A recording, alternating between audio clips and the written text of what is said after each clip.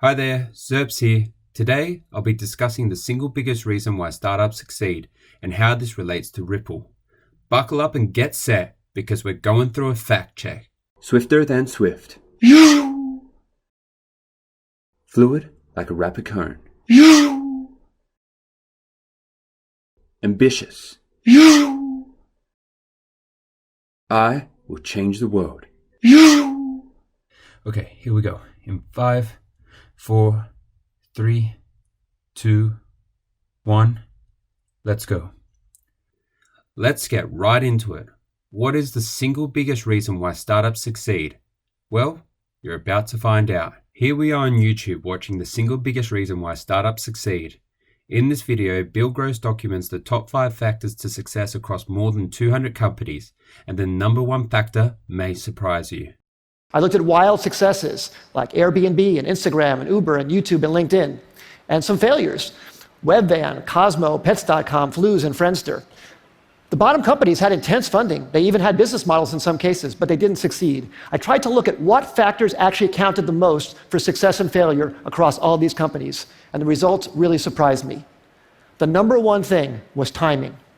Timing accounted for 42% of the difference between success and failure.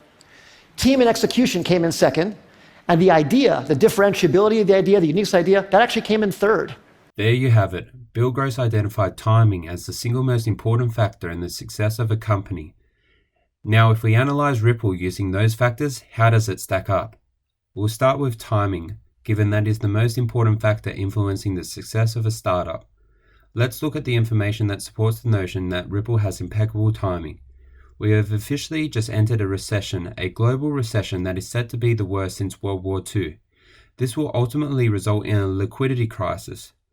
A liquidity crisis is a financial situation characterized by a lack of cash or easily convertible cash assets on hand across many businesses or financial institutions simultaneously. Ripple has a solution they've created for this very problem called on-demand liquidity, ODL. Really, this couldn't come at a better time. Now let's talk about the team and execution briefly. Ripple's team is comprised of the best of the best. They have poached the best talent for every aspect of their business, so they are well equipped to accomplish everything they set out to do.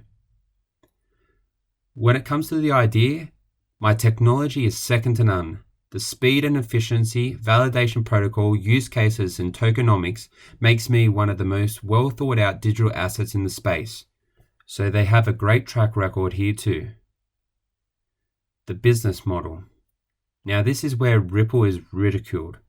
Ripple's model involves holding XRP in escrow to sell over-the-counter OTC to institutions and market makers in the space. People confuse centralized ownership with centralization of the ledger, which itself is distributed because Ripple only runs 7% of the validators on the XRP ledger. This is how those figures stack up against Bitcoin and Ethereum. Now, for the distribution model itself, I believe Ripple is being really smart about this. I see them going horizontal with XRP distribution, utilizing MoneyGram as a customer demonstration site. Additionally, I believe Ripple are holding back the volume of XRP and number of corridors that MoneyGram can have. Why? Because I believe it has to do with timing, and the timing isn't right yet.